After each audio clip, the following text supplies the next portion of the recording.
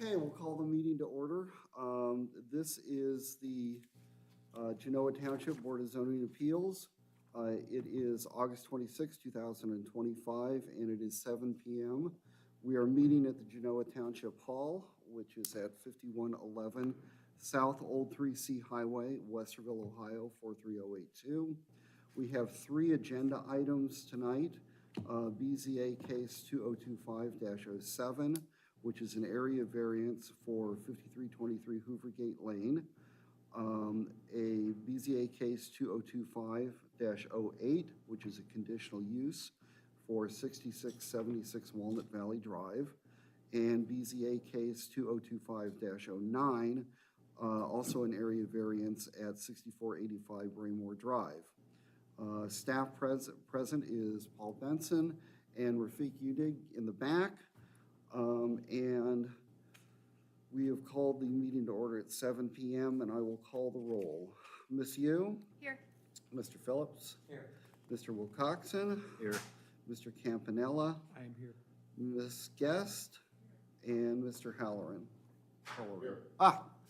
You sit behind Paul every time. I saw you walk in. Okay. All right. Let me read this into the record. As is the adopted policy of the Board of Zoning Appeals, all applicants will be granted an opportunity to make their formal presentation. The audience will then be granted an opportunity to comment, followed by questions from the board. This policy was adopted by the Board of Zoning Appeals to provide for the orderly discussion of business scheduled for consideration. The chairperson may limit repetitive debate.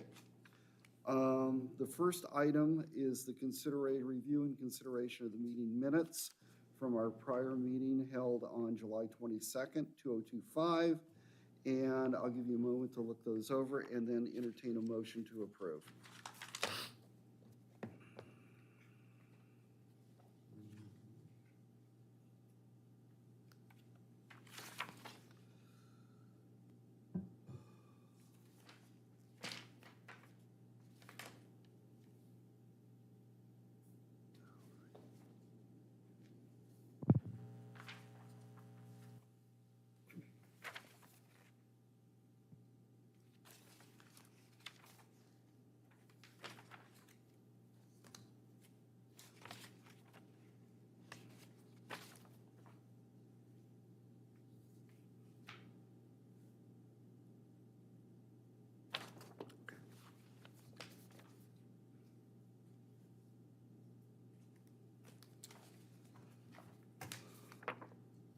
Did I hear you make a motion to approve?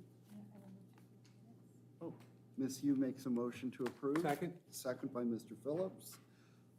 Any discussion, corrections? No. Hearing none. All in favor, say aye. Aye. Any opposed? Hearing none, motion carries. And at this time, I will open at 7:04. I will open the public hearing on the first application tonight, first agenda item. And I will read the legal notice into the record and then request everyone that wishes to testify to stand. Not quite. We're getting there. Elizabeth Rossetti, requesting approval of a variance to construct an accessory building that encroaches into the side yard setback, which is section 606.07, and rear yard setback, section 606.08, at 5323 Hoover Gate Lane, Westerville, Ohio, 43082, currently zoned rural residential. And this is BZA case 2025-07. Those wishing to appear and testify in this matter, please stand and raise your right hand. You swear to tell the truth, the whole truth, and nothing but the truth, so help you God. Thank you. Be seated. Okay, the legal notice for this hearing was printed and published on August 13th, 2025 in the Delaware Gazette and posted at the Genoa Township Hall on August 8th, 2025. An attempt to mail notice of this hearing to property owners contiguous to and across the street from the subject property was also made. The following are marked as exhibits A through D. the legal notice, the sign-in sheet, the application, and the staff report. And we will begin with Mr. Benson to give the staff report. So this property is in the Hoovergate subdivision. It's about 11 houses in that subdivision. So it's kind of like an offset right there on Hoover Reservoir. The applicant requested that their setbacks be, or their variance be from the setbacks for section 60607 and 60608 for the side and the rear setbacks. Those are incorrect. Those are the setback rules for the principal building. This is for an accessory building. Ah, So the actual setbacks would be section 160901B, which states that the side and the rear setbacks are 10 feet. So instead of being a 43 or an 18-foot encroachment, it's actually only a 3-foot encroachment into the okay. 10-foot setback, because they are requesting to be 7 feet from the corner, so it's going to be 7 feet from the rear and 7 feet from the side. The lot itself has kind of a little jog into it, and they're going to be like right at the corner of that jog. And that's why they have a rear and a side setback that they would be encroaching into. Is it, okay, that's for the side and then the rear, or is it both? Correct. So the little jog that you have there on the property, they have the table that's kind of there by where the property line comes in is going to be a rear setback, and then when it goes back down, what's technically east, that's going to be a side setback because it's parallel to the side lot line, whereas the jog that comes in to set the little table is parallel with the rear lot line, so that counts as a rear lot. Oh, I see. So that's why they have a rear setback and then also a side setback and then another rear setback line, just because of the shape of the lot is odd. It's an interesting shape up there. Oh, I see, it's on the waters, okay. So even though the application states that they were trying to go from 607, 608, we can have the hearing to go against section 160902, as long as the applicant is willing to change that on their application. We can go forward. We don't need to re-advertise and have a new hearing just because of that mistake. Just want to let you know on that. Different if you were asking for more rather than Uh, less. It could be, yeah, it could be.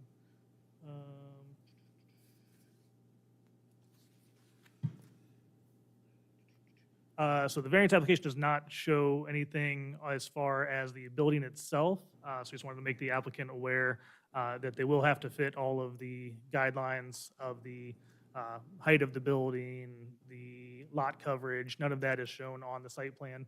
They will just need to make sure that that is compliant before they go for a zoning permit. Okay. It appears that it probably is. 'Cause it's 3 acres but again, and. Yeah, 3.25 acres or so. So Mhm. they should be compliant, but it's something that they will have to know beforehand. We did provide copies of the application to police, fire, and maintenance. Fire Marshal Cato did respond. He had no concerns. And if the board decides to approve the request, we do recommend that a condition be placed on the approval that states that the setback variance is only applicable to this accessory building, and any other accessory buildings that would be added onto the property will have to apply to the 10-foot side and rear setbacks. They will not be able to utilize these 7-foot side and rear setbacks. And that is all I have for you, unless you have any questions. Is there a limit to the number of accessory buildings they can have? There is, at over 3 acres, they're allowed to have 4. All right, so that's a real possibility then? What you It's, said. yes, it's Yeah. correct. They could add more accessory buildings if they wanted to. So I believe they have, this is going to be the first one. They do have one that looks kind of like an accessory building, but it does have a breezeway that connects it to the house. Oh, okay, yeah, I saw that in one of the pictures. So, okay. Mr. Benson, so the encroachment is 3 feet into the 10 feet. Correct. For both the rear and the side. So Middlefield, that would be a 30%? Yes. And So, substantial this is variance. what they're actually proposing though, is this accessory building with the pool. Correct. Okay, Yes. just. Okay. Oh, I see where you're talking about the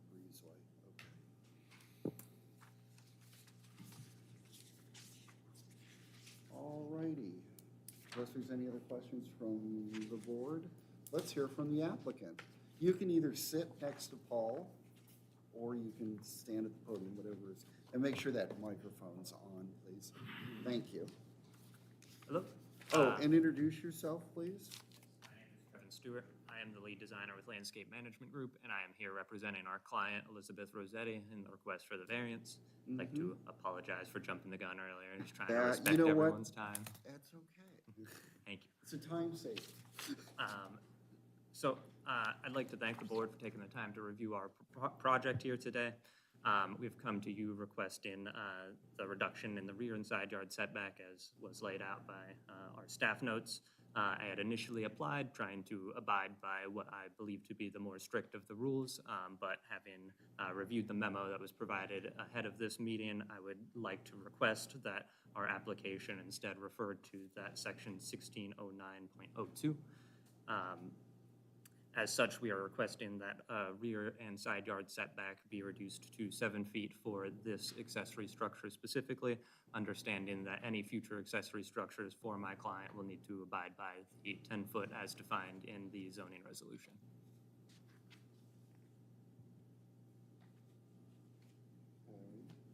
So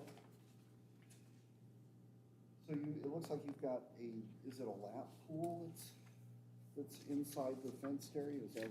Yes, it's going to be about 4 feet in depth, really just something they can kind of walk around in. Yep.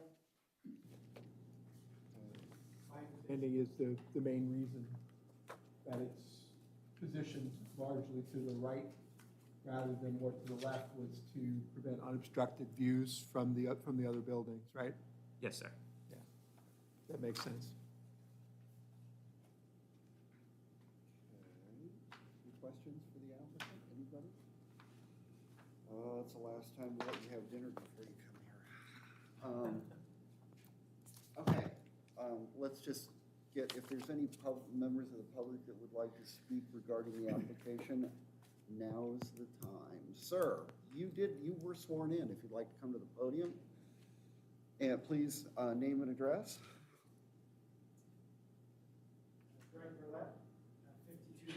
You're, there you go. Greg Burlett, 5297 Hoover Gate Lane, and we're the property that's, they're asking for the variance on. Okay. Our point of view is that we're all on 3 acres, and we're not sure why they can't site within the variances as described. In our neighborhood, we've had no variances granted, and so we just don't quite understand why we need to push outside the boundaries when there's lots of room. That's fair. Any questions from the board for the person? Okay, the gentleman? Thank you, sir. Views, I oppose. I have a question for you. Yes. Given that you live on a lake. Yes. Where a big portion of the property of the value of the land and all the investments that you've all made is predicated on the lake. Their desire to move it 3 feet in that direction to request the variance is really to make sure that they're able to take advantage of that fact that's embedded in it. Do you have a response to why you find that unacceptable? I think that's very reasonable. This is a home that's only 2 years old, and they cited that home understanding their lot restrictions and future ideas. So they didn't buy into a home that was already existed. They have to work around. This was always within their control, and I'm just not sure why they didn't think this far forward. Thank you. Okay.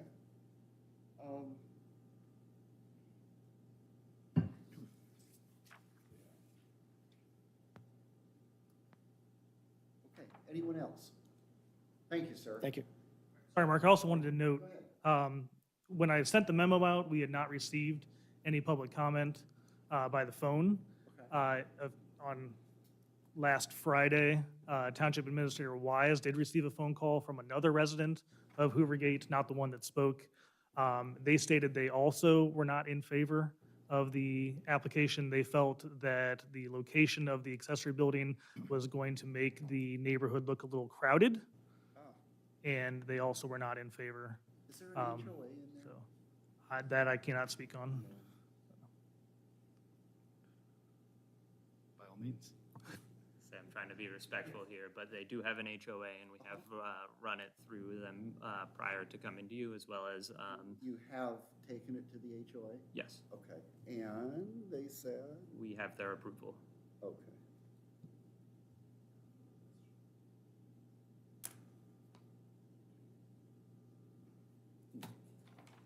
Mr. Burlett, you don't think that's true? I think that's not true. Why don't you come up to the podium real quick? So, yeah, we're being recorded, just so that they can hear. Yeah, I don't believe that to be true, is our HOA president and I spoke, and he expressed not support of it. And then the fellow who developed our neighborhood, I also spoke with him, and he did not express any support of this at all. And it never came out to the HOA for a vote on this, so don't interpret this as a neighborhood support. Were you at the board meeting where this came up? We don't hold board meetings. Were you part of an email chain where this came up? No. Do you have anything in writing that would indicate that these folks are not in support for the reasons you indicated? No. Thanks. Let me go another way. Do you have documentation that the HOA supports building, doing the improvements? I have an email from someone that claims to be in charge of said HOA. I did not take the time to verify his claim, Okay. and will apologize for not And- doing so.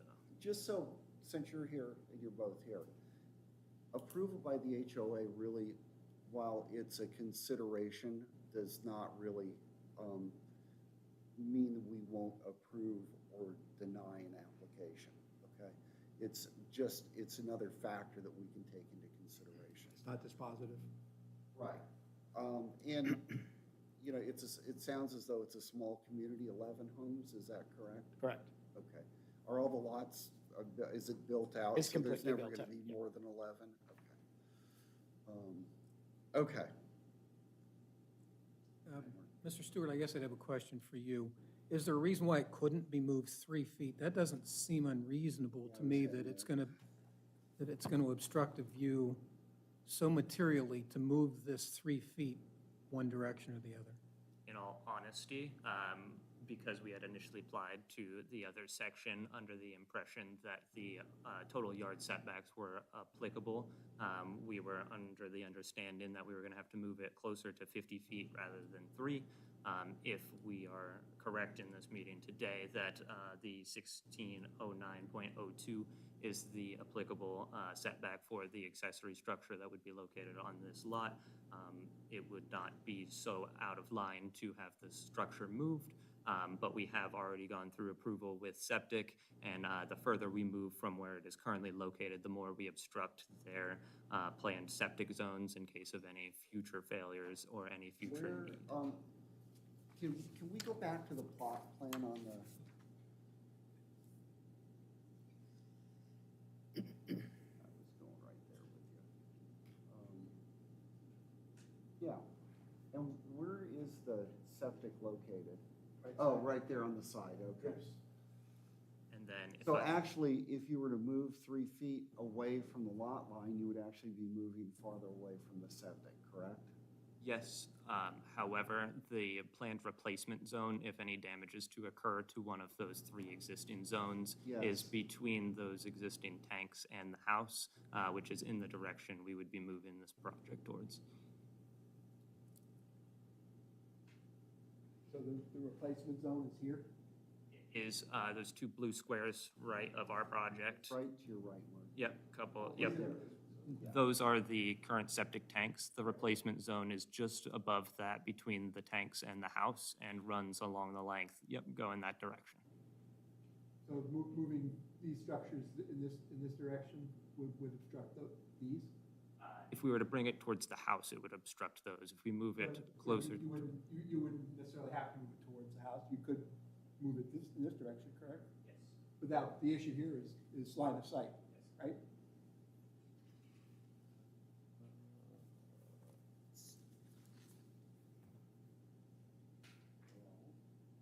Actually, I'm not sure I agree with that. Because this,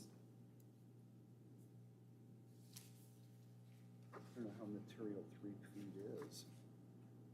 especially when looking at the, if you look at the photo of the back of the house, or the drawing of the back of the house.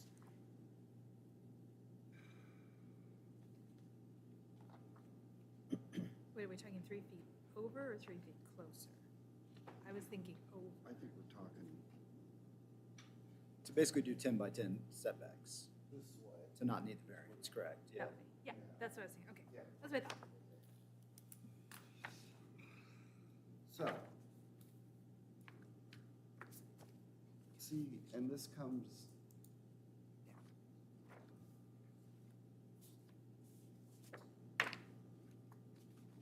see, I have a hard time, you know, I realize on the one hand, it's only 3 feet, but on the other hand, it's only 3 feet. Right. And that would give them the ability basically to do whatever they wanted. I don't know. Pardon?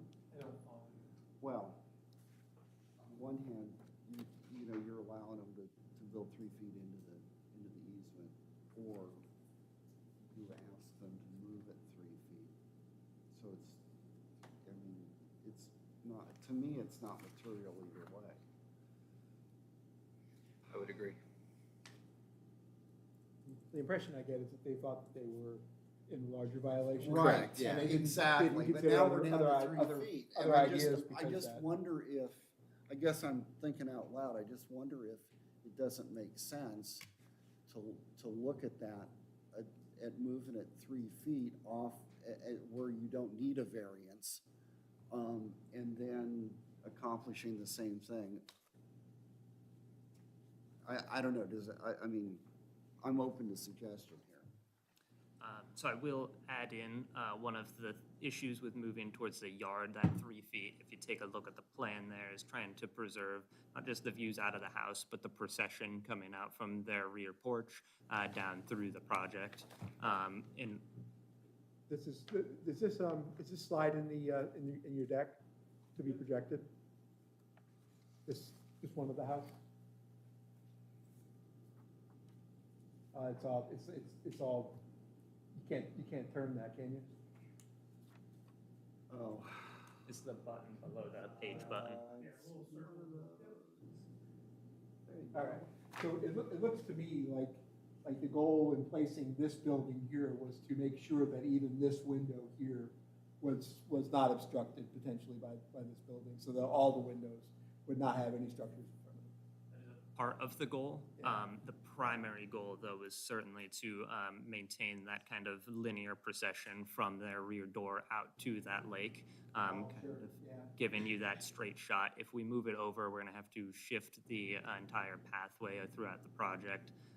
Not here to act like that is the end of the world, but I am just proposing what my client had requested and why she really enjoyed that kind of view that they had obviously wanted this lot for, and the additional benefit of having this kind of investment in their rear property and having it as line as well as they can with all of those views, as well as with the existing architecture of the home. And is it true that there are no other variances in this subdivision? I cannot speak on whether or not there's any other variances in Hoover Gate. I have not done the research on that, so I I was just can't trying speak on that. to so. understand the veracity Yeah. of the claim that the gentleman made, that this would be the first, the first variance requested. I cannot offhand say yes or no on that. I don't know that, for me, I don't know how relevant that is, but like I said, I'm having a hard time with actually either alternative, allowing it or moving it. I really am,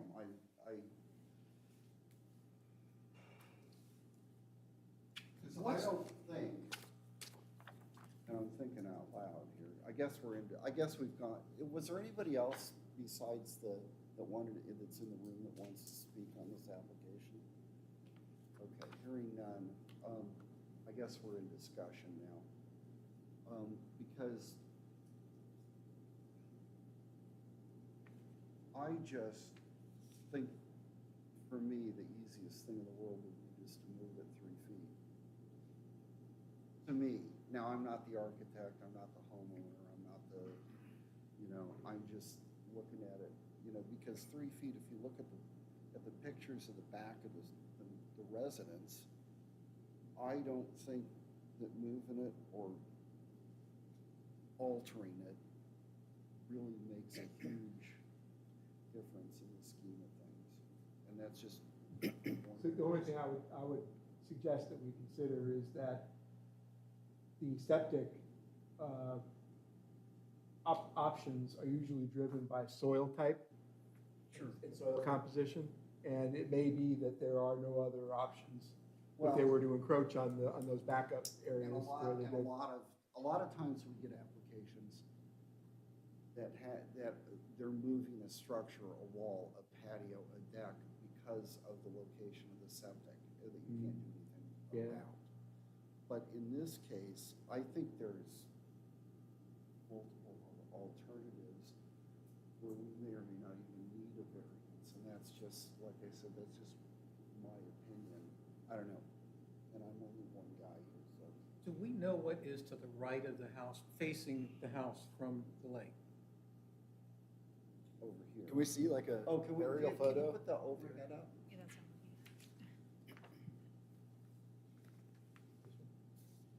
I'm looking at. No, No, I mean, the there's next no- lot over, that- for example. And flip it.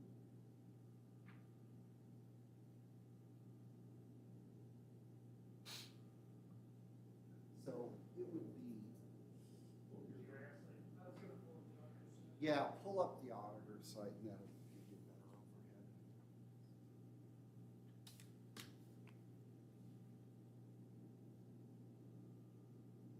Oh, there you go. So you do have a structure here, this is the building area right in here, correct?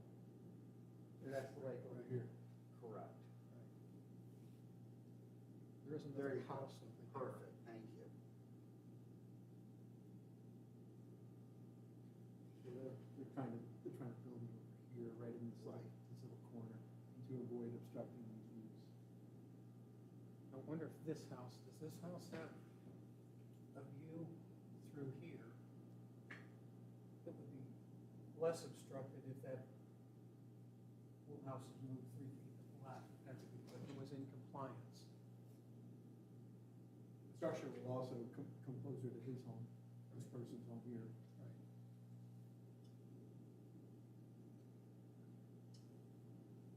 Do we need executive session for this, or no? No, I don't think so.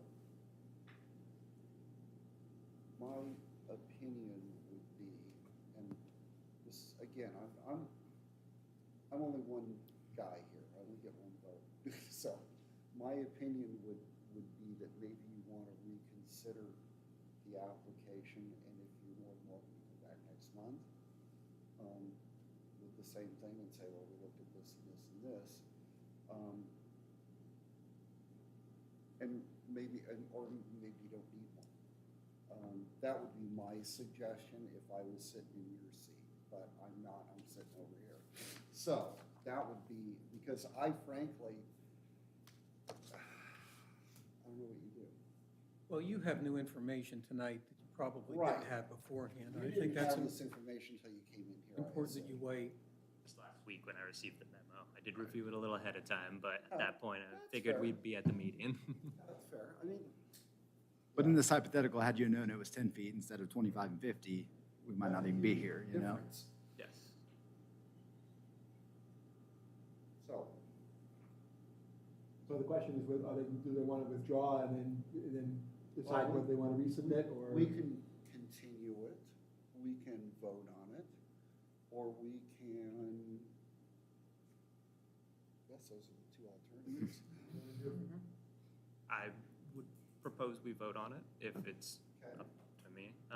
We might as well get this resolved now and figure out what direction we need to head. I get the representative, so. Do you want me to give it a shot, Duncan? Have at it. The Duncan v. Middlefield gives us guidance in this regard, and a number of questions that we can answer to help us find facts and understand where we are. The first question is whether the property in question would or would not yield a reasonable return, and whether there can or cannot be beneficial use of the property without the variance. My view, our view, appears to be that the property in question would yield a reasonable return, and that there can be beneficial use of the property without the variance. The variance is substantial from our perspective, only because it represents a 30% against the 10-foot. And as a general rule, we view things at that level as being substantial. Am I correct on that, Mark? I'm sorry, yes, it is substantial. Essential character of the neighborhood would not be substantially altered. Any adjoining properties would not suffer a substantial detriment as a result of the variance. At least from what I've seen here, I think that the incursion for the neighbors is relatively low, but at the same time, I also think that the information that we have is that these would be very tasteful and well-constructed structures that would add to the quality of the neighborhood. The variance would not adversely affect the delivery of government services. The property owner did purchase the property with knowledge of the zoning restriction, or at the very least, not knowing about the restrictions would certainly have been their responsibility. The property owner's predicament can or cannot be feasibly obviated through a method other than the variance. This appears to me to be unknown. Mark, do you agree with that? I'm sorry. The property owner's predicament can or cannot be feasibly obviated. Absolutely. Yeah, my view is that it could be obviated other than the variance. The question is whether it's desired. And then finally, the spirit and intent behind the zoning requirement would or would not be observed, and substantial would or would not be done by granting the variance. At this point, I think that the spirit and intent of the zoning requirement would be observed, and substantial justice would be done by granting of the variance.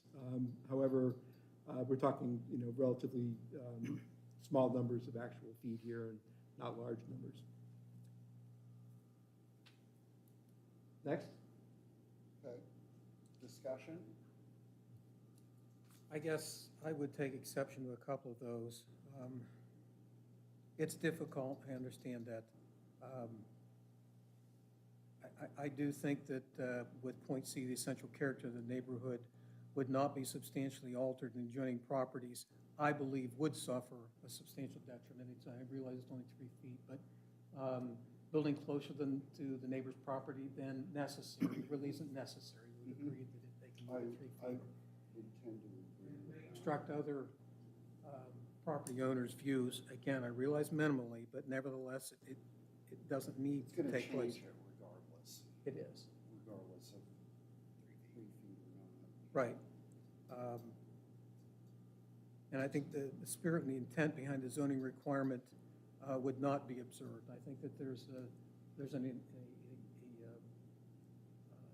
purpose for the 10 feet to be there. And I think that 10-foot encroachment or And along with the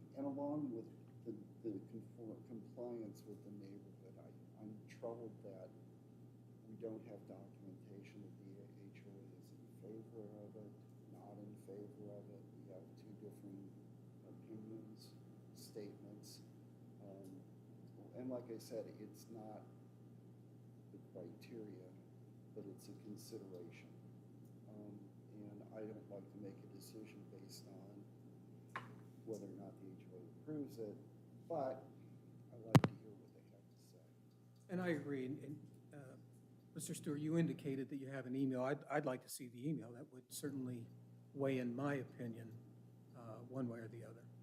So again, that's one reason I think it might be beneficial for you to consult with your clients and bring that email forward to us. But we're certainly willing to comply with your requirement or request that we go forward tonight. So we are without that email. Okay. Any other discussion? Haven't heard much down here. Okay. Then, somebody want to make a motion?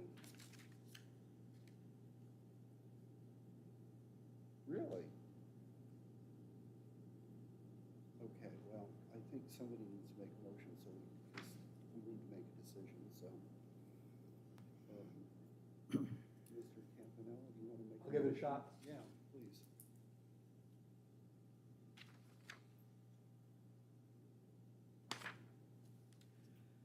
The board discussed a potential motion and findings of fact. The motion is to approve, to incorporate exhibits A through as well as the board's findings pertaining to the review of section 307.6 of the Genoa Township zoning resolution into evidence and to approve the requested variance from section 1609.01B amended. There's a different number that we're going to be dealing with there, right? Correct? That is the correct. That's the correct one? Okay. Right. Resolution for BZA 2025-07, application received July 28, 2025, to reduce the right side and rear setbacks for an accessory building from the property lines to 7 feet. Is that would be the correct verbiage. On property known as 5323 Hoover Gate Lane, Westerville, Ohio, 43082, zoned rural residential.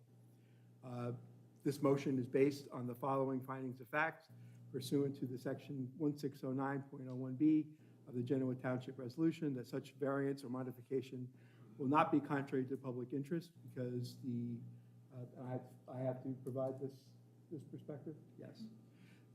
Such that the variance being requested is of such small size that it would not have a substantial impact on as I indicated earlier, on the quality of life in the neighborhood and the substantial character of the neighborhood and other elements of Middlefield.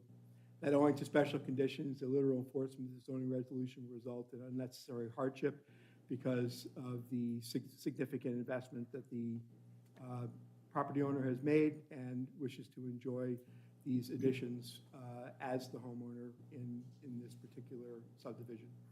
That the approval of such variance or modification thereof is consistent with the spirit of the zoning resolution and substantial justice shall be done thereby because of the items indicated above.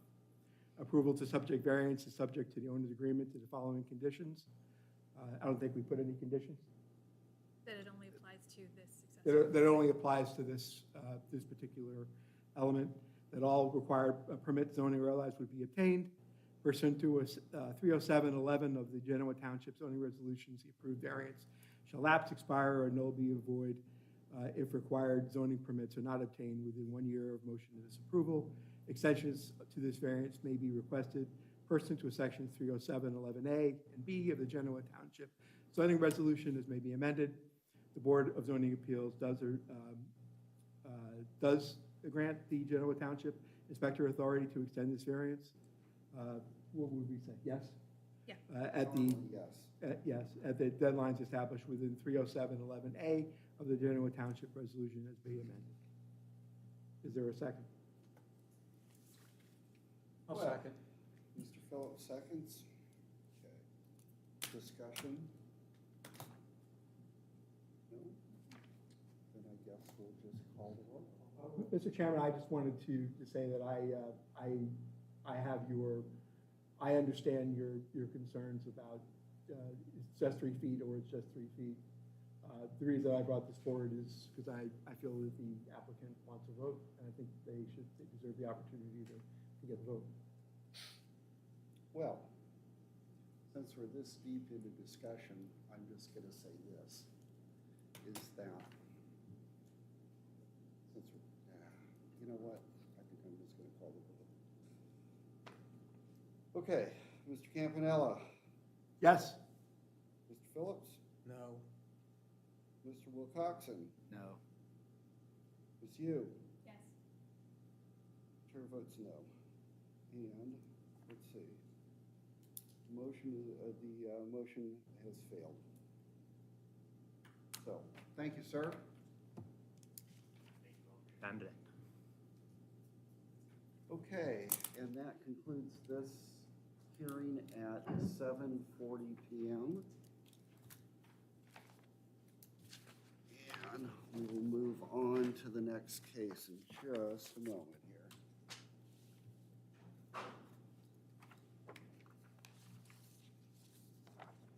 Okay, I'm going to call the next meeting to order at 7:41, which is a conditional use permit.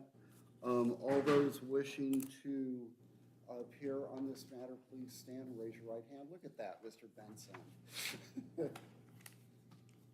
no, oh, I can almost see you back there. Do you swear to tell the truth, the whole truth, and nothing but the truth, so help you God? Thank you, sir. All right. Susan and Tim Conlon requesting approval of a conditional use to convert an existing accessory building into an accessory dwelling, section 606.0, or 604.05 at 6676 Walnut Valley Drive, Galena, Ohio 43021, that is currently zoned rural residential, BZA case 2025-08. We're entering into evidence exhibits A through D, which includes the legal notice, the sign-in sheet, the application, and the staff report. And we will start with Mr. Benson with the staff report. Thank you, Mark. For this application, this property is an old property. It is not in a subdivision or any plats. We do have zoning permits on record for a shed that was received in 1980. The house that currently sits on the property was permitted in October 16th, 2014. And then they received a permit earlier this year for an in-ground pool and required pool fencing to go around that in-ground pool on August 4th. We do not have any records on file for the barn that they are requesting to turn into an accessory dwelling. However, the applicant has stated that the barn is over 100 years old, so that would predate zoning, so we would not have any records for that. No permits, imagine that. Section 1713 of the zoning resolution allows for accessory dwellings as a conditional use. One of the main rules for that is the zoning district has to be zoned rural residential. They are zoned rural residential. The applicant did provide their responses to all of the conditions that are listed in 1713. So you can read those over. Hopefully you did read those over after we sent over the application for you. Staff also reviewed the answers that were provided. We do not have any issues with the answers that were provided. We are generally in agreement with what they stated. One of the requirements in there is the requirements of section 160901. That would be if they were constructing a new accessory building to be an accessory dwelling. Since the barn already exists, it is, whether it's setback enough, which it appears that it is setback, it has like 12 feet from the side setback, it appears to be compliant. Even if it wasn't compliant, because it predated zoning, it would be existing non-conforming, and we would not be able to tell them that they have to take it down either way. Copies of the application were sent to police, fire, and maintenance. Again, Fire Marshal Cato responded with no issues. And one other thing to note, on your script, there is a typo in the motions. Just to let you know, I thought I had fixed it, and then we had some miscommunication in the department, and it got unfixed on the address. They are not in Westerville, they are a Galena address, so just Yeah, it says on the actual. correct, yeah, but yeah, so the motions will say Westerville, Ohio 43082. It's actually supposed to be Galena, Ohio 43021. So just mark that when you're ready to do a motion. Sure. We can get that fixed. Other than that, unless you have any questions for me, that is all I have. Anyone questions for Paul? No? Not for me. Go ahead. Oh, I thought you said you had, oh, okay. But for the record, the setbacks don't change if it's to be used as a, No, to be an accessory dwelling, they do have to be in a compliant structure. It is currently a compliant structure. They're not building a new structure. Usually when we get accessory dwelling applications, they are building a new structure, a new building to put it in, and so they would have to follow all of the 1609 setbacks. However, since it's already an existing structure, all they're doing is redoing the inside. Even if they do get approval from you today, we will not even require them to get any zoning permits because all of the work is going to be done interior to the building. Are there any notes or anything from any community members with regards to this We application? have not received any information or any public comment, emails, phone calls from anyone regarding this application. This is the structure that's being reimagined? Correct, yes. And it's relatively close to this property here. The drawing there stated it was 12 feet or so, which is compliant. It has to be at least 10 feet, so. Again, it's a structure, according to the applicant, has been there for over 100 years, so I mean, the neighbor to the north knows that it's there. They know And- that it's there, but Yeah. they don't know they haven't lived with it being used, Like, is Correct, is yeah. more the point. Yep. That's why I'm glad, we don't have any objections to deal with. And then hypothetically, down the road, if they wanted to put a driveway in or anything like that up to it? is it- Driveways have to be 2 feet off the property line. So they'd be allowed to do driveway as long as they can have a driveway and not go over their lot coverage Okay. for impervious surface. Okay. Then they would allow to have a driveway, yes. Good, everybody? Let's hear from the applicant.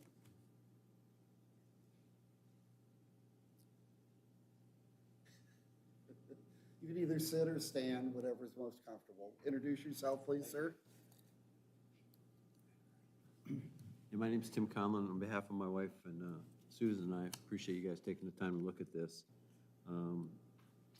I think it's pretty straightforward. We bought this property. It's got a really cool barn on it.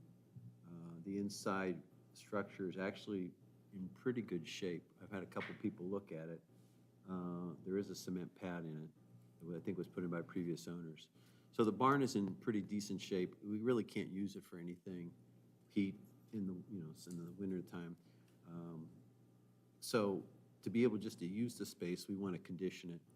And we have a large family, and we don't have lots of family gatherings, but it would be nice to use that. And the other reason to use it is just as a space for me or for reading, things like that, just away from the main house, which is noisy. Not for commercial purposes, I assume. No, no. In fact, I don't even anticipate a driveway. I mean, more of a walking path from our house so that when we walk across from the house there, we're not getting wet in the lawn. No, this is strictly family. I guess I would want to know from Paul, like, are there anything that would prohibit short-term rentals, say when they do sell the property? So currently, township regulations state that anything that is rented for a lease of less than 30 days is considered to be a hotel. And hotels are commercial uses, and the commercial uses are not permitted on residential properties. So that would be a violation of that. So no Airbnbs on Hoover? No, there should not be any Airbnbs on Hoover.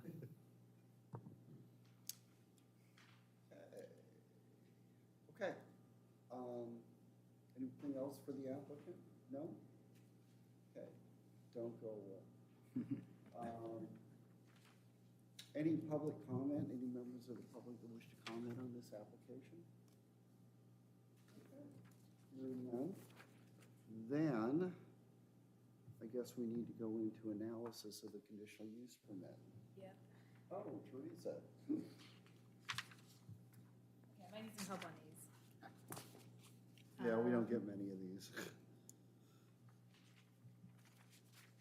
So, section 60405 of the Genoa Township zoning resolution permits accessory dwellings as a conditional use in the rural residential zoning district. The following section of the Genoa Township zoning resolution contains specific conditional use standards applicable to this request. Section 1713.02, 1713.07, accessory dwellings. The board reviewed the application based on the requirements listed as follows.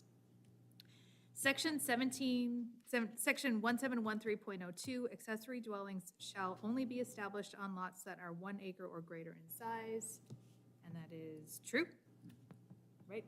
Yes. Okay, good. I'm just double checking. Yeah, you're 2.360. Right, okay. Section 1713.03, the number of accessory buildings containing an accessory dwelling shall be limited to 1 per lot. And that is the case. I see in a small, it says boat shed. I'm guessing that's not an accessory dwelling. Oh, dwelling, yes. Right.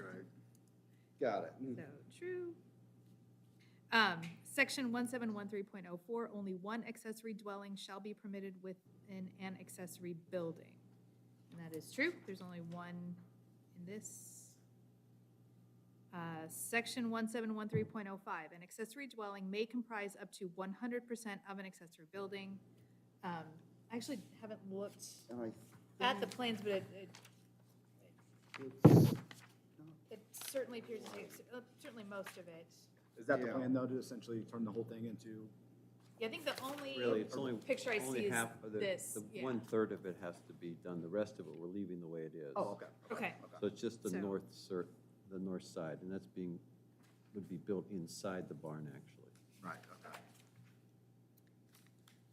Section 1713.06, the floor area of an accessory dwelling shall not exceed the floor area of the principal dwelling it is accessory to, and that is the case. which there is, I think the house is 5,300 square Yeah. feet, if I'm Give or not take, mistaken. yeah.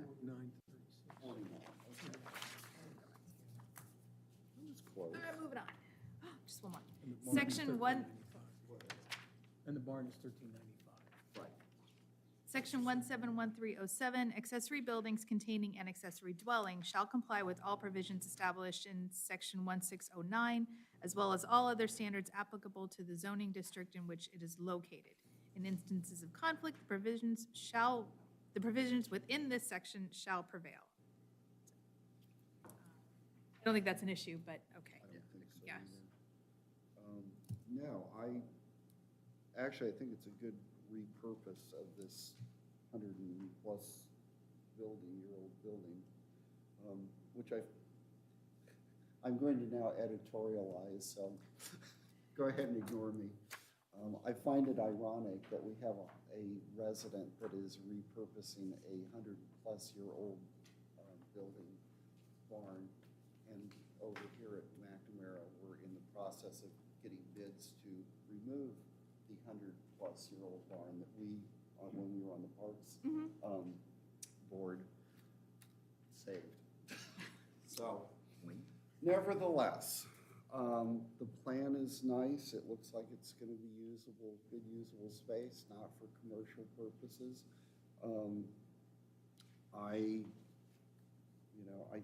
I think it's absolutely appropriate. So if anybody would like to make a motion for approval Yep. or, okay, go ahead. I move to incorporate exhibits A through D, as well as the board's findings pertaining to the review of section 1713.02 to 1713.07 of the Genoa Township zoning resolution into evidence, and to approve the subject conditional use request in accordance with section 303 of the Genoa Township zoning resolution for BZA 2025-08, application received July 28, 2025, to allow for an accessory dwelling on the subject property located at 6676 Walnut Valley Drive, Galena, Ohio, 43021, zoned rural residential based on the aforementioned findings. The proposal complies with all requirements of section 1713 of the Genoa Township zoning resolution as documented during this hearing. And do we have, was there anything, I don't think there was anything else. Think staff didn't have anything. I didn't. Yeah, I was gonna get see down anything. to if there's any other conditions before I No keep going. inquiries, legal notice. Because they're limited to one accessory dwelling, they can't come back and ask for another. Yeah, right. I guess it mean, could, but. Yeah, I don't see the other conditions. All right, this motion only authorizes the issuance of a conditional use permit. Such approval is subject to the following: all required permits, zoning, or otherwise be obtained. And pursuant to section 305 of the Genoa Township zoning resolution, the conditional use permit shall expire if for any reason the conditional use shall cease more than 6 months or is not begun within 12 months of the date of this approval motion. No other conditions. Okay, I'll second it. Further discussion? No? Okay, then I guess we'll call the roll. Mr. Campanella? Yes. Mr. Phillips? Yes. Mr. Wilcoxen? Yes. Ms. Hugh? Yes? Chair votes yes. Motion carries. There you go, sir. Enjoy your construction. Good luck with your great project. Yeah, Thank you very much for your time, guys. sure, thank you. Thank you.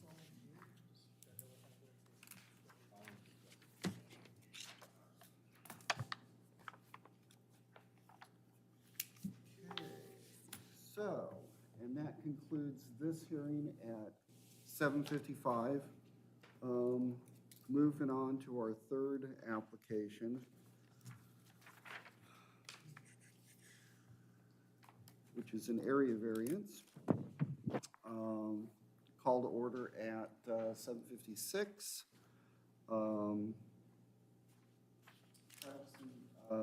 Good. Travis and Jamie Buttlemeyer requesting approval of a variance to construct an accessory building that exceeds the maximum allowed accessory building height, section 1609.01D, at 6485 Braymore Drive, Westerville, Ohio, 43, that's Westerville, 43082. Currently zoned planned residential district, PRD. This is BZA case 2025-09. Those wishing to speak regarding this matter, please stand and raise your right hand. And everybody else is just here to hang out. Cool. No. Okay, we don't charge extra, trust me, it's okay. Do you swear to tell the truth, the whole truth, and nothing but the truth, so help you God? Thank you. Be seated. Sorry, Paul, didn't mean to leave you hanging there. Okay. Okay, the legal notice for this hearing was printed and published on August 13th, 2025, in the Delaware Gazette and posted in the Genoa Township Hall on August 8th, 2025.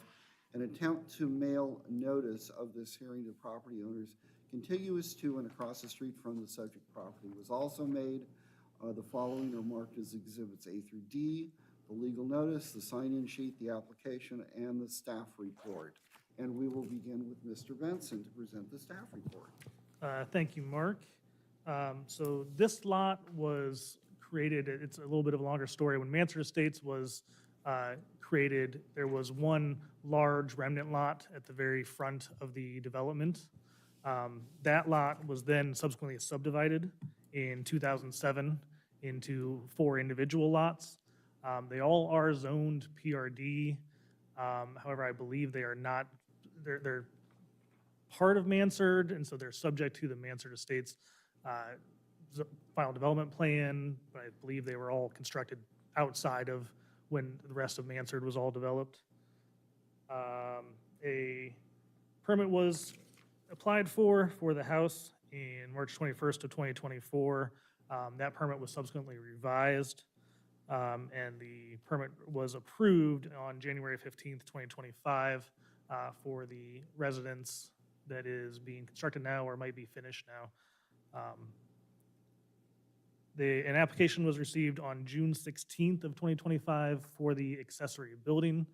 I did my review, a quick review on June 23rd, 2025, noted that the height that was proposed exceeded the maximum height that was allowed, and I emailed the property owner to let them know that they would either need to revise their application or request a variance.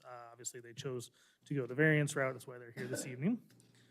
On the application, they stated the maximum height should not exceed 22 feet and that they are requesting a building of either 33 feet 11 inches or 28 feet 3 inches.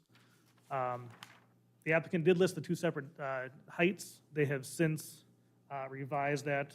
They sent us an email on August 15th of 2025 along with revised drawings that showed that they are requesting the 28 feet 3 inch height. They are not asking for the 33 feet 11 inch. Applicant states that the accessory building will house a basketball court and they will need the excess height for the basketball court to be functional. The application also states a proposed amendment that is currently being discussed by the trustees in the omnibus zoning resolution amendment, where we are adjusting the maximum accessory building height. Currently, the way that it reads, it says 22 feet on lots of less than 3 acres. That is proposed to be changed to a maximum of 22 feet on lots of less than 2 acres. So anything 2 acres or more will be allowed to be up to 35 feet. However, this lot at 1.04 acres would not be changed even if that amendment is proposed as currently written. Again, that may also be changed by the trustees, so that's not something we can really hang our hat on. Copies of the application were provided to police, fire, and maintenance. Fire Marshal Cato did respond. He had no issues. As of this date of the memo, we had not received any public comment. However, we did receive an email yesterday.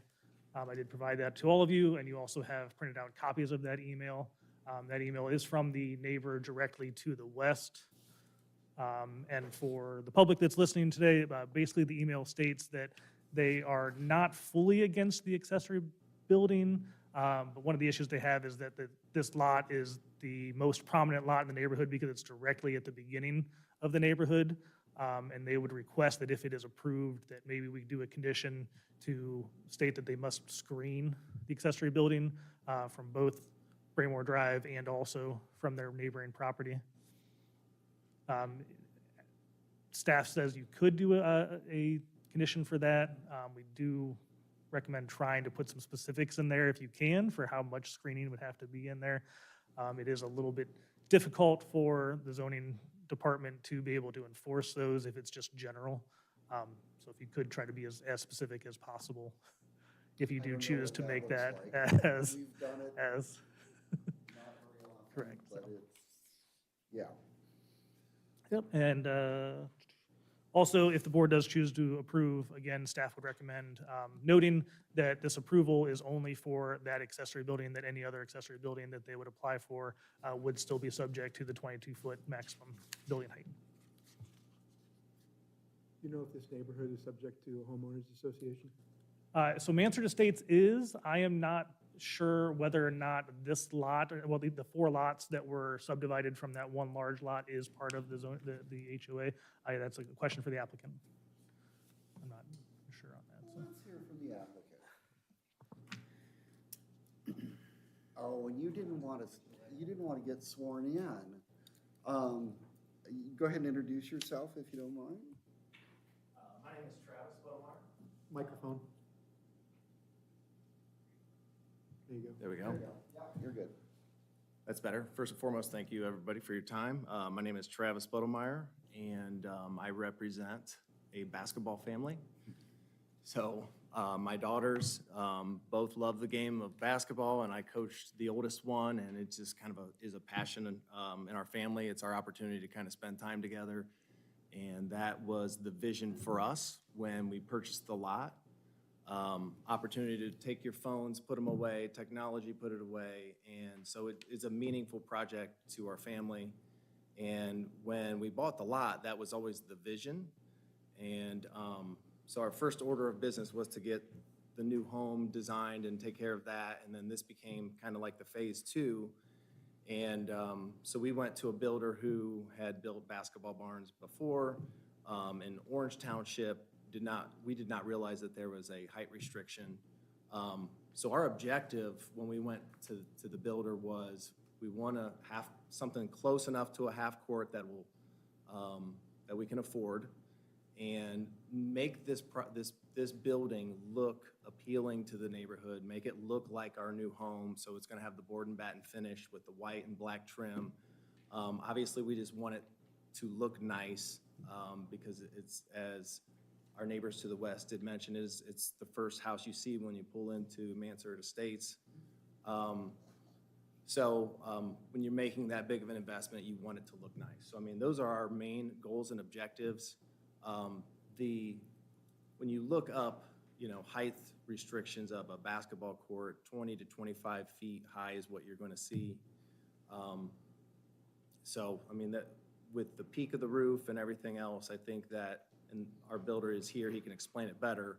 The side of the building is 16 feet, and so we're going to have like the court such that the basketball hoop will be in the middle of the pitch.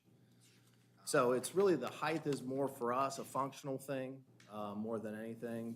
But like I said, we went to our builder. Those were the 2 objectives. And actually, when he first designed it, he was trying to match the architecture of our home and really make it match perfectly. And then that's when we found out that there is a height restriction. And so, we watched last month's meeting where you guys had the same situation, and, we regrouped with our builder and said, let's lower it as much as we can. And so that's kind of how we got to where we are. Obviously, we're building this structure we don't live there yet, so we hadn't met our neighbors. So we had reached out to Larry and the Strunces to make them aware of it once we knew exactly what our plan was and what we were doing, and kind of went over it with them. So that's kind of how we got here. And Now, are you part of the HOA for Mansard or no? I was told we do not have an HOA. We're not part of it, but I haven't lived there. You probably. Here, why don't you come up? Well, In they're fact, not the applicant, though. pardon? Okay. I was told that we do not. When I bought the lot, I was told it's not part of an HOA. In fact, I'm confident that when we signed the papers for the lot, we're not part of an HOA. If you didn't have to submit any of these plans to a design review committee, Yeah. there's a darn good chance that you're Yeah. not in an HOA. I don't know why I'm sounding so questionable. I'm 100% sure we're not part of an HOA. Sorry. You're not paying any dues, right? I feel like that's the main question, Oh my yeah. goodness. Cause that, I so- guess I'm so focused on this project, I'm not thinking clearly. We're definitely not part of the HOA. I want to hear from the adjoining neighbors, so let's go to public discussion real quick, but don't go away. Come on, anybody that I wishes to do speak wanna- regarding the application, come up to the podium, introduce yourself. I am Larry Grabinger. I live at 4924 Worthington Road. I am the property adjacent to the north. And my only concern would be for drainage, just to make sure that the roof coverage in the property, for the accessory building drainage is addressed properly, so it doesn't shed onto my property. Because it's kind of a unique, I've got a lot of water coming at my property I don't need anymore. I think that's a normal thing with the county and with the township to ensure that the drainage is sufficient, that it's not, and I'm speaking out of turn a little bit. Go ahead. County, not the township. The township does not have any regulations on drainage. Yeah, the county. That'd be kind of, all right. It would have to be up to code, and code would say Right, X, and then they'd have to be in compliance with X. yep, have to comply Yeah, with. We've already had discussion, and I have no disagreements to the building. I just wanted to make sure that, That's fair, and I think that's Addressed. the major statement in, Also, they also have shielding and Stacy Struns, I guess, also has that concern in her email.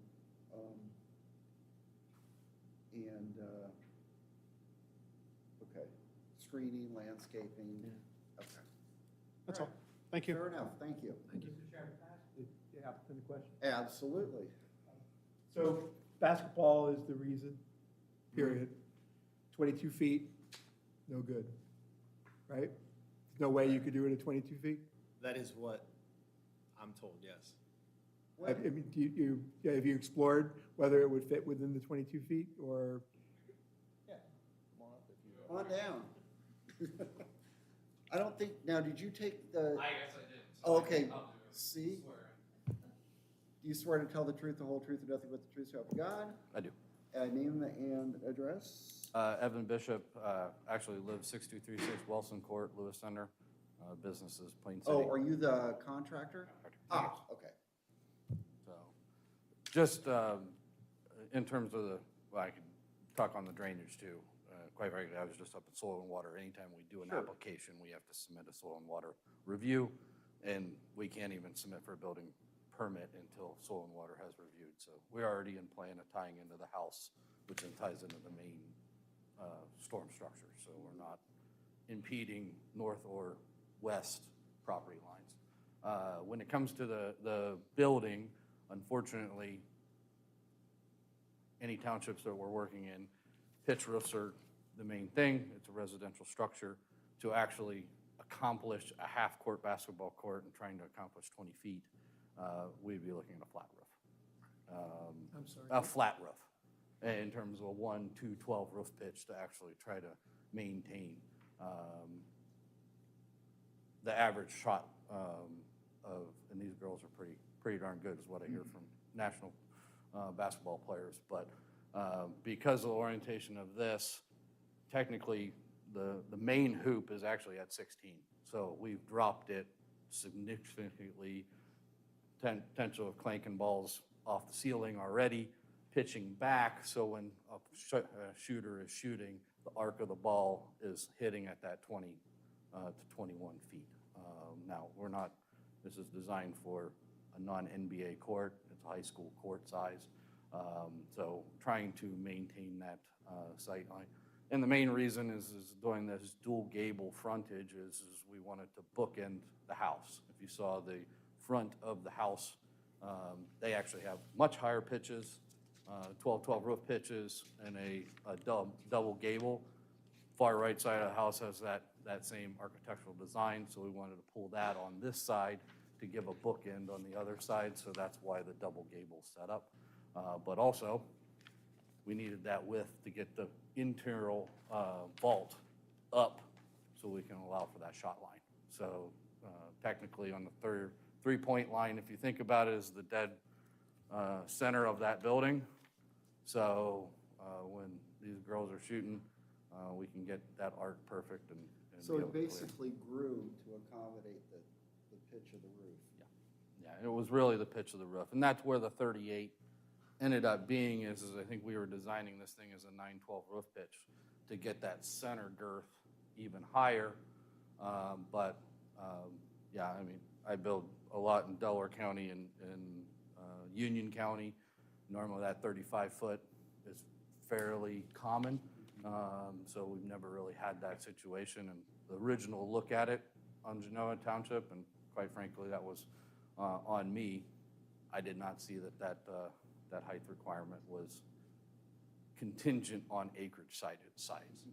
So when we found out that right away, it's like, okay, how can we try to bring this down but still make it absolutely usable? So this was as close to a compromise as we could. If we brought this down, unfortunately, the only other option is what's called a parallel cord truss, where basically internal bottom cord is the same as the top. But the problem is the width of this building, now that parallel cord is about 2 foot thick. So we ended up reducing the side to get the interior pitch. It wasn't actually a benefit. Can I ask a stupid question? I'm not an engineer, so please forgive me if it gets dumb. Why wouldn't you excavate 5-10 feet down and then make it so that the size, the amount of roof that would come above the ground would not exceed the height? If you're partially in like almost like a mini basement area that's recessed, why wouldn't the sunken in design be able to be incorporated to support the maximum that you're looking for? It could very well be, but the problem is this slot, well, two things: cost in terms of pretty much digging a basement and a poured wall system to actually hold this building I see. up.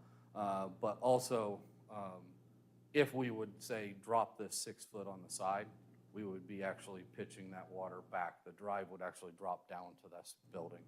So right now, the current grade is sitting at, we're so close to the existing, or what would be the new garage, not on, it's up right now, but if you can see, we tried to drop that 4 foot, we would have the drive dropping down to that area.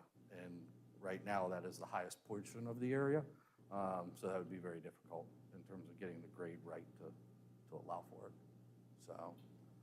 So primarily first, cost, quite honestly. I'll be honest with you, when we start looking at that, we're probably adding another $40,000, $50,000 in terms of the excavation and getting the dirt out of there and the poured wall system.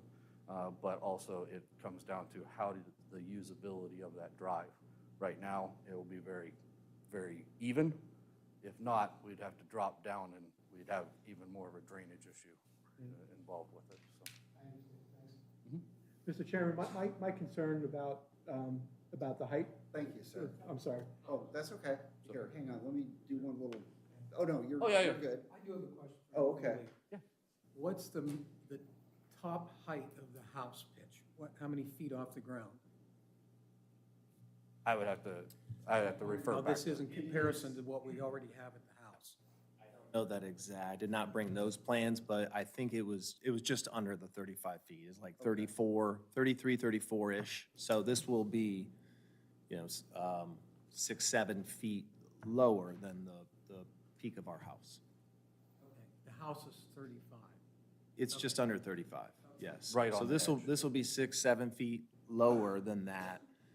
And your question about digging down, I would have a tough time trying to understand how that would work, because kind of what the neighbor brought up, and they enlightened me to all where the water drains and where it goes. I don't know how that could be possible and have a doorway there if we dug down and be able to like pull. Because the other vision that I had is you want to, because it's a big investment. We're trying to do it right, and we're putting the money into it.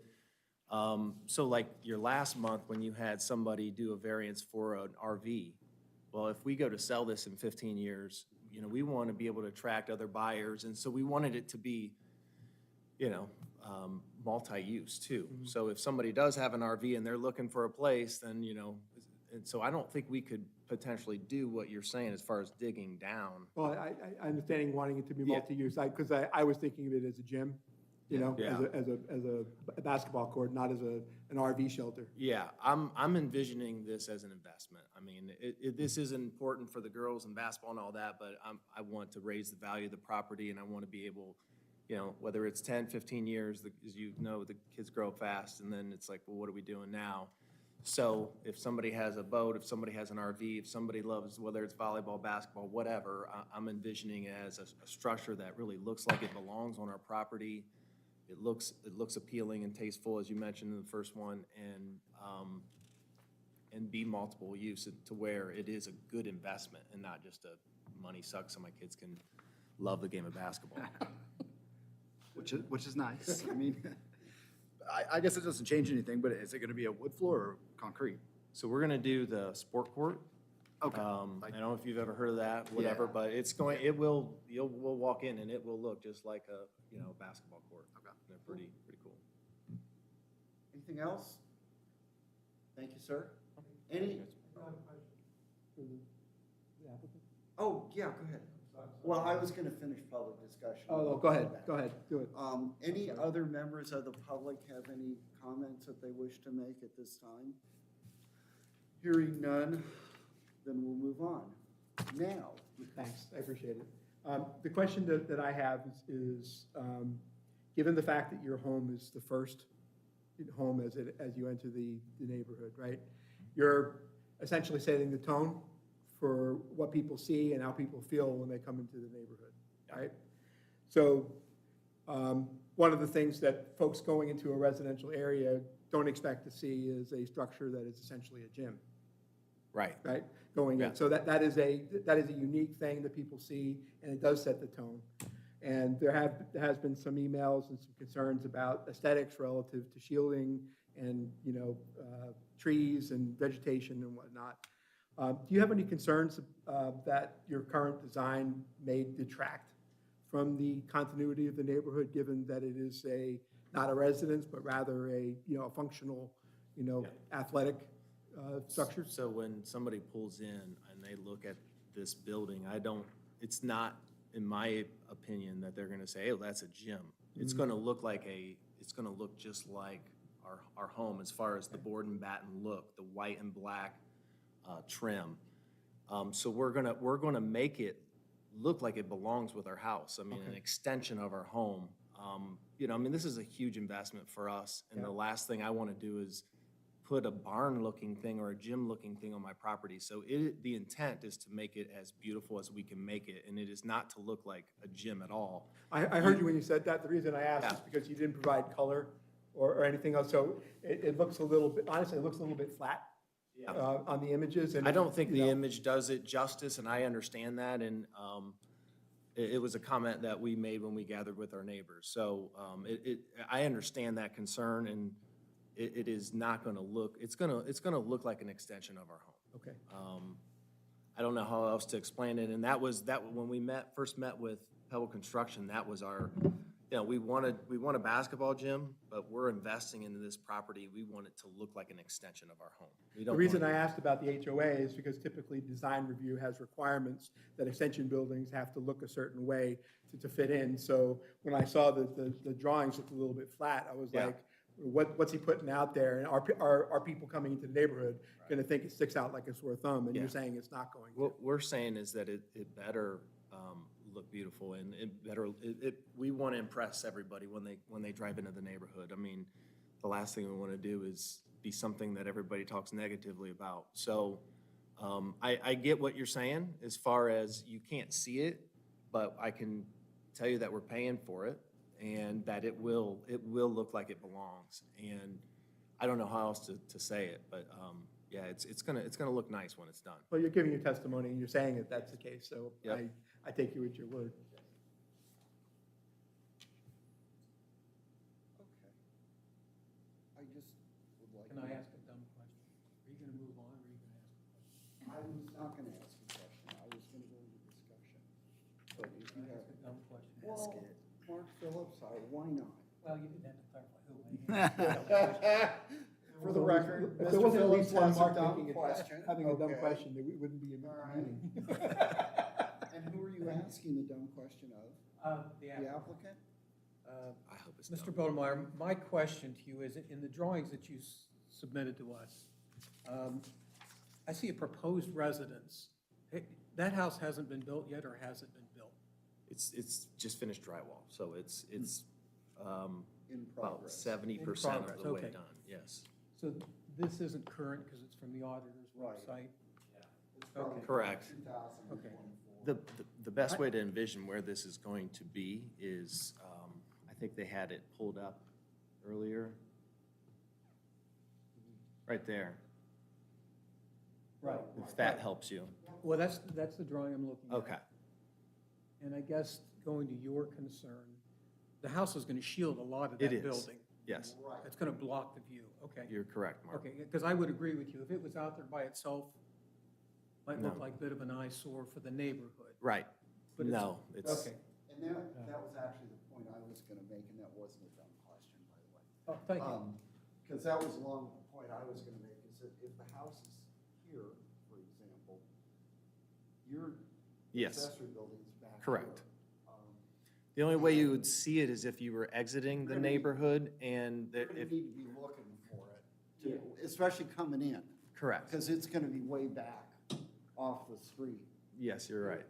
You know something, I understand completely. I also will note, for those that haven't been here as long as I have, oh, that'd be everybody, but we have had a variance. It was a conditional use permit on a large accessory building farther back. So these, while not particularly typical, they do exist in this general area. It was somebody that was they were putting in a pool and was putting in a large pool house so they could store their classic cars. Yeah. So, yeah. Well, and- Remember? It was, Thing I would say is, when you look at the two adjacent lots, Larry has the best, biggest lot of the three of us that are affected, and the Strunces over there have an awesome lot too. So I do feel like, the spirit of the rule with the maximum height is currently 3 acres. They're debating about 2 acres. If you take those 3 lots and you average them together, the average lot size is 2.2 acres. Of course, we got the small one, but it goes with the spirit of the rule that, you don't want a large building on a small lot like, right next to it. So I feel like we're, well, and here, to further comment, is that these 4 properties, while similar to Mansard Estates, they really are atypical. They're outliers. They're bigger houses, bigger amenities, larger lots. They don't really conform to the remainder of the Yeah. neighborhood. right. So they just happen to be at the front of the entrance to the subdivision. Yeah, Also, I have to apologize. I read the plat wrong, or when I got it, I finally understood that the residence is going to be in front of the building. Yeah. So it's not going to be the first thing that people It's- see when they come in. it's not at all, Right. but I still, the way I answered your question is still the, clearly intent, and what we want is a property maximizing our investment and making it look awesome, and certainly not one to put something that looks get like a basketball gym there. Okay, any other discussion? Any other questions for the applicant? No? Somebody want to go through Duncan versus Middlefield? I can tackle it. Thank you, sir. The board reviewed section 307.06 of the zoning resolution reflecting Duncan versus Middlefield as it pertains to the area variance requested from section 1609.01D to allow for an accessory building to exceed the maximum allowed accessory building height in a planned residential zoning district, which is PRD, as follows. The first point. The property in question would yield a reasonable return, and there can be beneficial use of the property without the variance. In that the house is there, and you can have beneficial use of the property. I understand you're requesting a variance to build a building, but the property can be, you can have beneficial use of the property. B, the variance is substantial by my calculation, Teresa, you're always on this, but 27%, I got 28.4%. 28.4? Yeah, Okay. 6.25 B. Okay, 28.4%. I just trust her, she's done it. And again, by I our was a standards, political that's science deemed to major. be You're never going to substantial. get that from me. The essential character of the neighborhood would not be substantially altered, and the adjoining properties would not suffer a substantial detriment as a result of the variance. We do have a comment from Stacy Strums, I believe, and her concern is with the screening and so forth, and I think we'll get to that with conditions. Yeah, we haven't discussed it. We have discussion after the motion, so we can, Okay, yeah. all right. Whatever you Talk guys about want. that. That discussion, but yes, yes. Well, I have some thoughts on that too, so. The variance would not adversely affect the delivery of governmental services. We sent notices out to police, fire, and maintenance, and we received no concerns from them. Okay. The property owner did purchase the property with knowledge of the zoning restriction. With respect to you, Mr. Beldemeyer, you did say you didn't, but you're deemed to have knowledge of those things. Public record. So, Exactly, yes. Next point, the property owner's predicament cannot be feasibly obviated through a method other than the variance. You need the height. So you need the variance to get the height. The spirit and intent behind the zoning requirement would be observed and substantial justice would be done by granting the variance. In other words, there's nothing that is going to adversely affect the area around your house by granting the variance. So therefore, substantial justice would be done by granting that variance. okay. Motion? Ready to? Yeah, well, No? let's talk about landscaping first.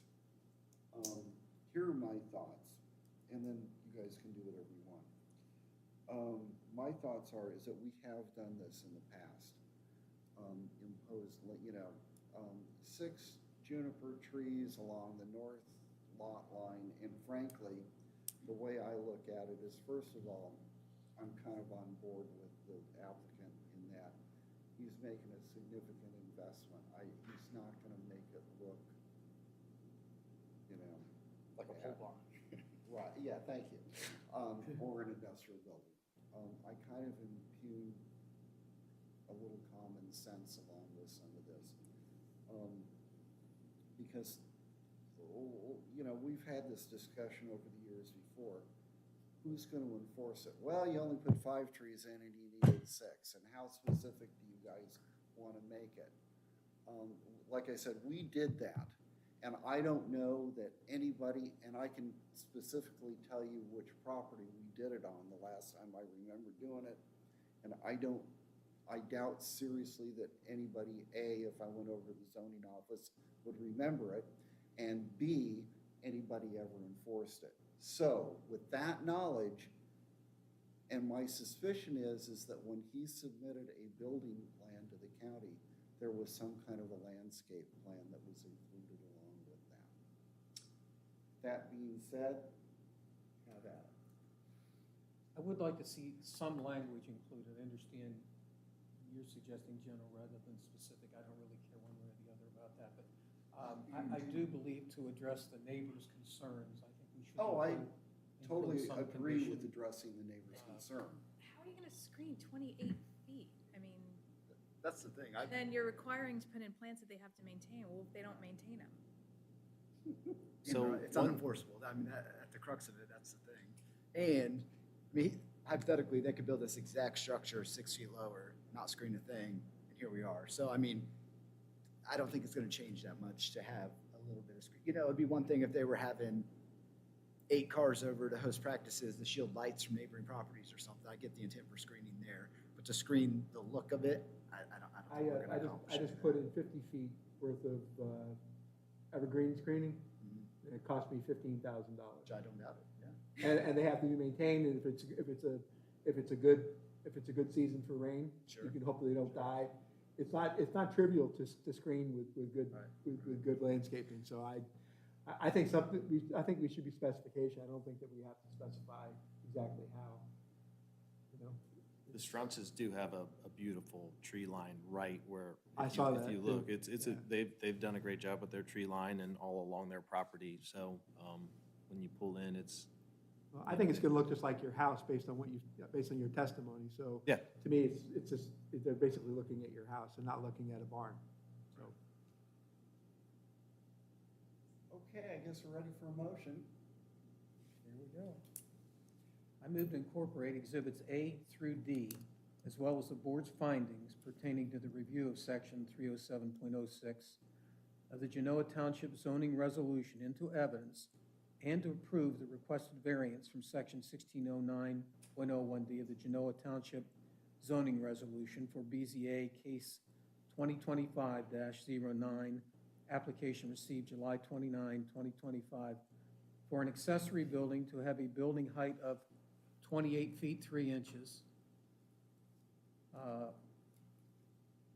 in feet on property known as the Lot 7499 in Mansard Estates, 6485 Braymore Drive, Westerville, Ohio, 43082, Zone Planned Residential District, which is PRD.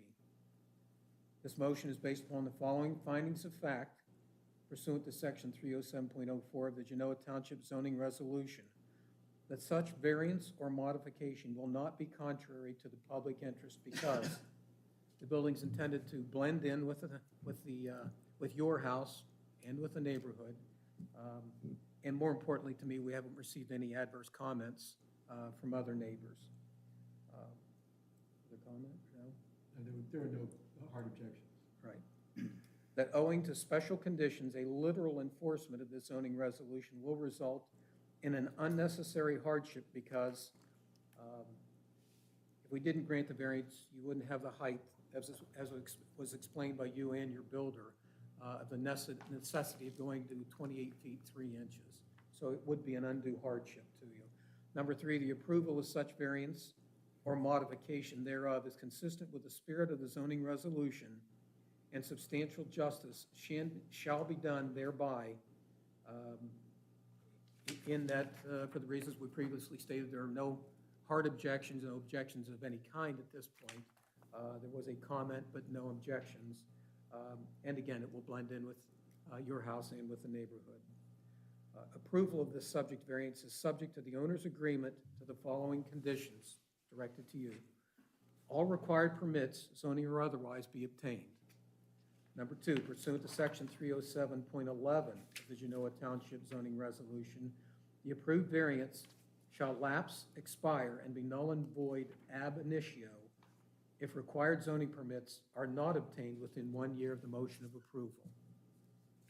Number 3, extensions to this variance may be requested pursuant to Sections 307.11A and B of the Genoa Township zoning resolution as may be amended. The Board of Zoning Appeals does grant the Genoa Township zoning inspector authority to extend this variance at their discretion, subject to the deadlines established within Section 307.11A of the Genoa Township zoning resolution as may be amended. And next, this variance applies only to the request for this particular building, no other buildings to be built hereafter. Second. No landscaping? I guess, I'm just asking the question, I don't We know. we already have a second. Well, we got a motion and a second, okay. Discussion? Amendments to the motion. Here, I'll give you That's how you do that. it. call the roll. Okay, we're calling the vote. Mr. Campanella, Yes. Mr. Phillips, Yes. Mr. Wilcoxen, Yes. Ms. Yu, Yes. Chair votes yes. Enjoy your basketball facility, motion carries. Thank you all very much, appreciate it. Glad you're closing it in. Hopefully you'll get it It's a lot built quieter before- that way. Hopefully you'll get it built I before have your someone that built kids an outdoor outgrow one it. right near me, and it's not as Ohio. pleasant. It's Ohio. It doesn't work very well in Ohio. Thank you all very much. Thanks. Okay. We do have one other matter on the record, and we can do it or not, is the, Schedule? Draft 2026 meeting schedule. yeah, do you want to consider this tonight, or you guys want to do it at the next meeting? I have no objections to the dates, so. Yeah, I don't either. I had no Yeah, objections. they usually come with the adjustments for the Yeah, holidays. we and- adjusted, we So, adjusted yeah. this like 5 years ago, so. Isn't the job that we make the dates? Sure, yeah, You know? All right, then you know what, I'll entertain a motion to approve the 2026 schedule. I make a motion to approve the schedule as indicated on this handout. Well, there you go, and I'll second it, just since I'm here. Yes. Discussion, none, all in favor signify by stating aye. Aye. Aye. Any opposed? Okay, and at this time, I will entertain a motion. Sorry, Mark, I got one more thing I want to add to Oh, the you other know what, business. sorry. Or a Yeah. couple more things. There was an application that we expected to have come in today. It did not. We have received parts of the application by email, but it's not an official application until we receive the paper application, all the materials, and the fee. So it's possible that that might come in the next day or two, and then we will have conversations with the chair about whether or not he wants to accept late submission. We'll let you know. If we don't get anything within the next few days, we'll ask Mark if he wants to go ahead and cancel the next meeting if we don't have any other Cancel if we don't get applications. The application, and I would give Yep. them arbitrarily till like noon Friday, something like that. Is Um, that fair? That's fair. And then also, I did have a board member reach out to me today that, by email, stating that somebody from the public had given them a phone call and left a variance, or left a voicemail, just asking for them to call back. We as staff just want to make sure to remind the board that any discussion about any public hearings are not to be made outside of the public hearing. If anybody wants to make public comment, they either have to do it in person, or they can email the zoning department. We have to have all that public comment to be on the record, or else it cannot be taken into account when making any decisions on the And just variances. for the record, so you guys know, I have had from time to time people reach out to me because I've been around forever since dirt. And also, before a meeting, I had a former trustee reach out to me at one point. I don't return calls, I don't take the calls. And I also had someone reach out to me after a meeting, and I don't answer those calls, I don't answer the texts, I refer them all. Yes, if you do happen to pick up not knowing what the number is, you just happen to answer and they start asking you questions, staff would recommend you refer them to us. 100%. They can ask the questions to us, and then we will explain to them that if they do have comment that they want to make, they do need to make it, on the record, either during the meeting or by email. Yep. That's it. Anything else? Nope, thank You you. sure? Yes. All in favor of adjourn? Aye. Aye. Any